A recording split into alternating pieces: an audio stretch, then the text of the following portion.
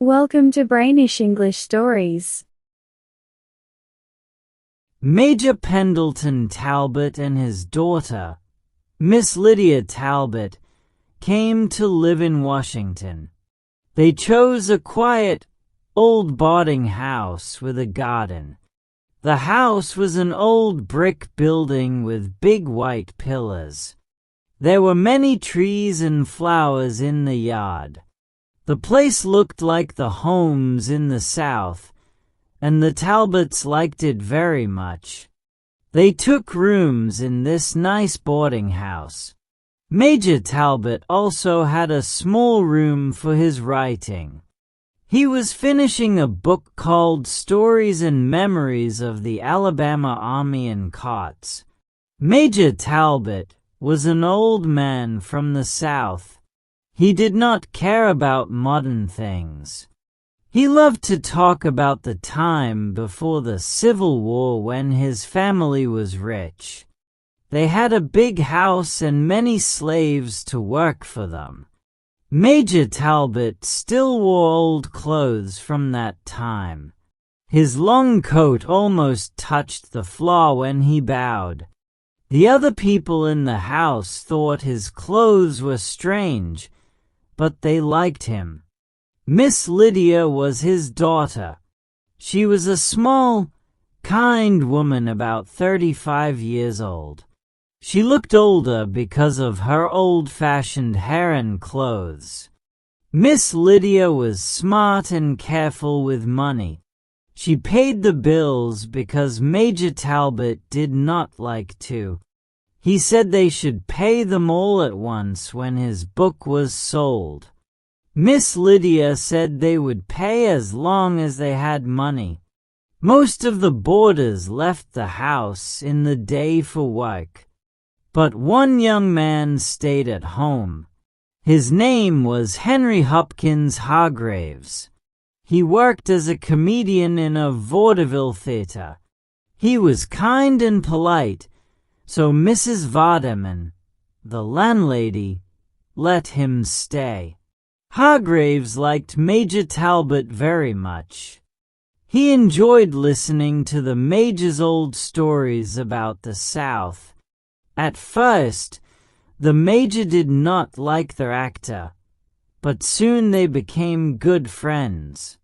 Every afternoon, the Major read his book to Hargraves. The young man always laughed at the right time. The Major told Miss Lydia that Hargraves was very smart and respected old traditions. They often talked about the past, the big dinners, the dances, the hunts, the old family fights, and the Major's duel. Hargraves listened carefully and never got bored. Sometimes at night, when Mr. Hargraves came home after his work at the theater, Major Talbot would call him into his study. There, the Major made a special Southern drink with mint leaves, sugar, and fruit. He made it very carefully and politely gave it to Hargraves. Hargraves liked to watch him make it and always enjoyed the drink. After living in Washington for 4 months, Miss Lydia found out they had almost no money left.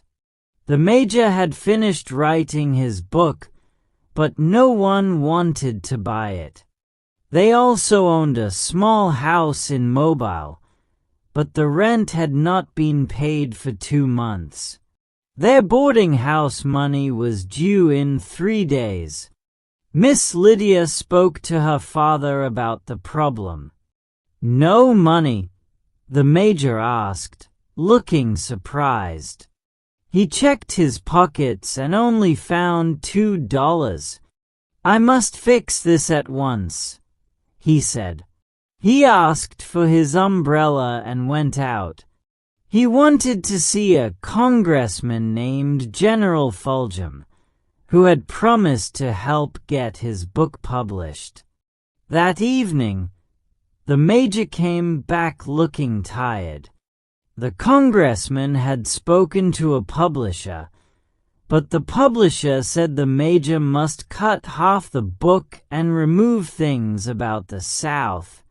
The major was very angry but stayed calm when he saw Miss Lydia. "We need money," Miss Lydia said. "Give me the $2 and I'll send a telegram to Uncle Ralph tonight." But the major pulled out an envelope and placed it on the table. "I spent the money," he said softly. "I bought 2 theater tickets for tonight. It's a new play about the South. I thought you would like it." Miss Lydia was upset but said nothing. Since the tickets were bought, they decided to go. At the theater, as they watched the show, Miss Lydia pointed at the program. "Look," she said. "It's Mr. Hargraves acting in the play. I'm happy for him." When Mr. Hargraves came on stage, the major was shocked. The actor looked just like Major Talbot. He wore the same old coat, same long white hair, same shirt and tie. Even the way he moved was like the major.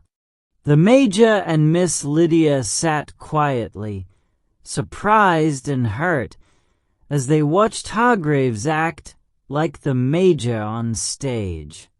Mr. Hargraves did very well in the play. He copied Major Talbot's way of speaking, his southern accent, and his polite manners perfectly. He made these things a little bigger and funnier for the stage. When he gave a big bow, just like the major did, the people watching clapped loudly. Miss Lydia sat very still. She was afraid to look at her father.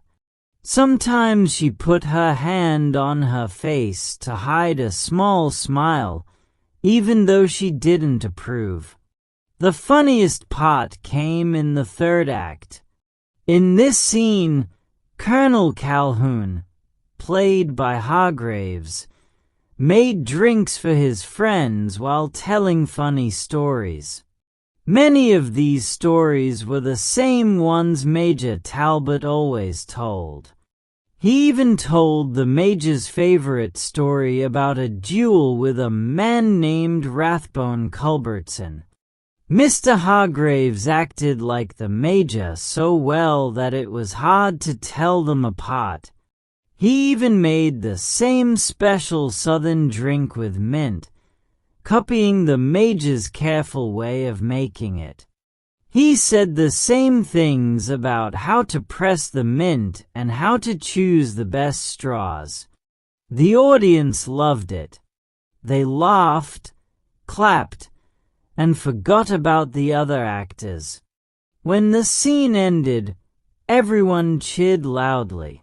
Hargraves came out and bowed. His face was happy and bright because he knew he had done well. Miss Lydia finally looked at her father. His face was white with anger, and his hands shook on the arms of his chair. "We will leave, Lydia," he said in a rough voice. "This is a shame." But Miss Lydia pulled him back into his seat. "No," she whispered. "We will stay. Do you want people to see you leave wearing the same coat as the actor?" So, they stayed until the play ended. The next day, Hargraves did not come to breakfast or dinner. At 3 in the afternoon, he knocked on Major Talbot's study door. He came in happily, carrying newspapers. "I did great last night, Major," he said. "Look what the newspaper says about me." But the major was cold and angry. He told Hargraves he saw the play and called it an insult. He said Hargraves had made fun of him and broken his trust. Hargraves felt sorry but explained that in the North, people don't feel the same way. The Major firmly replied, "They are not from Alabama, sir." "Maybe not," said Hargraves. "But let me remind you of something from your own book. Major, at a dinner in Milledgeville, you said these words: 'The Northern man has no real feelings unless it helps him make money. He does not get upset about insults unless they cost him money. Even when he gives to charity, he wants everyone to know about it.' Do you think those words are kinder than what you saw about Colonel Calhoun last night?" The Major frowned. Those words had some truth, he admitted. Speeches can be a little exaggerated. "And so can acting," said Hargraves. "That's different," replied the Major angrily. "You made fun of me personally. I cannot forgive that." "Major Talbot," said Hargraves with a friendly smile, "I hope you understand I never meant to insult you. In my job, we take ideas from life and use them on stage. That's our work. I came to talk about something else. We've been good friends for months, and I'll risk making you upset again. I know you don't have enough money right now. Don't ask how I know. People talk in boarding houses. I want to help you. I've saved some money. You can have a couple $100 or more until you're okay again." "Stop!" shouted the Major, raising his hand. "So my book was right. You think money can fix everything. I would starve before taking money from you. Now please leave my room." Hargraves left quietly without another word. He also moved out of the house that same day. Mrs. Vardaman later said at supper that he went to stay near the theater, where a magnolia flower would play for a week. Major Talbot and Miss Lydia were now in a hard situation. They had no friends in Washington to ask for money. Miss Lydia wrote a letter to Uncle Ralph, hoping he might help, though she wasn't sure. The Major had to explain to Mrs. Vardaman about their late payment, blaming it on missing rent money and late letters from home. Help came from a surprising place. One evening, the maid said an old black man wanted to see the Major. When he came in, he was polite and neatly dressed. He smiled and said, "I bet you don't remember me, Mars Pendleton."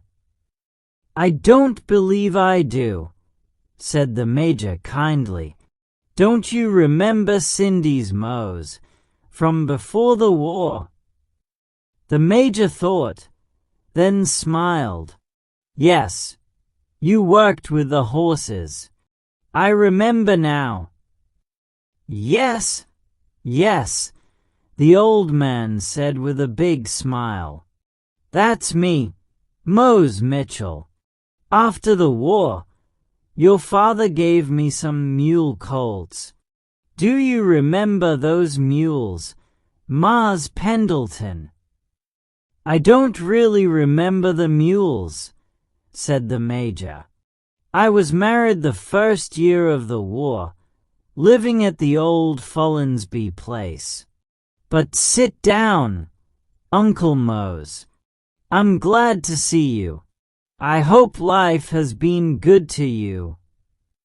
Uncle Mose sat down carefully, placing his hat on the floor. Yes, sir, I've done well. When I got to Nebraska, people wanted to see those mules. They'd never seen mules like them. I sold them for $300.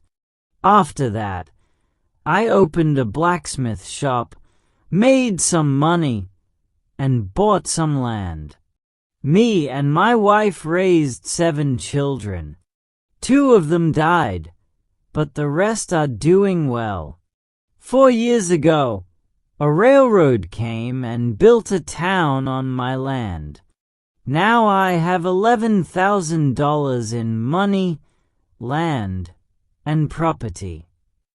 I'm glad to hear it, said the major warmly. And that little girl of yours, Miss Lydia, I'm sure she's grown up by now, said Mose. The major called, Lydia, dear, will you come?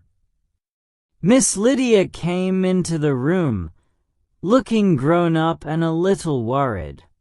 See, I told you she'd be grown up. Don't you remember Uncle Mose, child?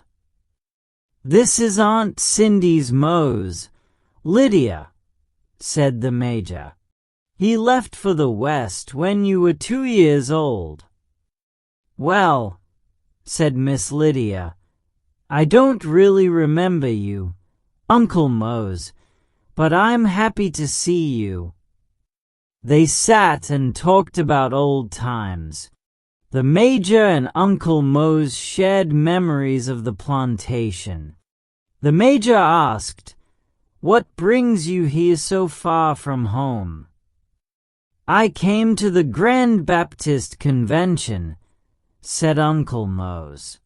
I'm not a preacher, but I'm a church elder, so they sent me.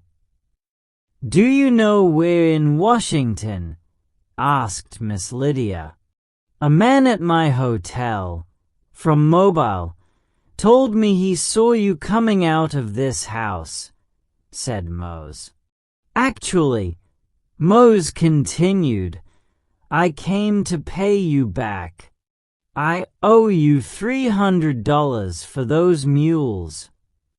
He handed the major a roll of money. Tears filled the major's eyes as he took Mose's hand. You've been so faithful, Mose. I can't accept this money, but we will take it as a token of your loyalty. Later, Miss Lydia had a good cry, out of happiness. The major, feeling better, smoked his pipe quietly. A week later, Miss Lydia received a letter from Hargraves in New York.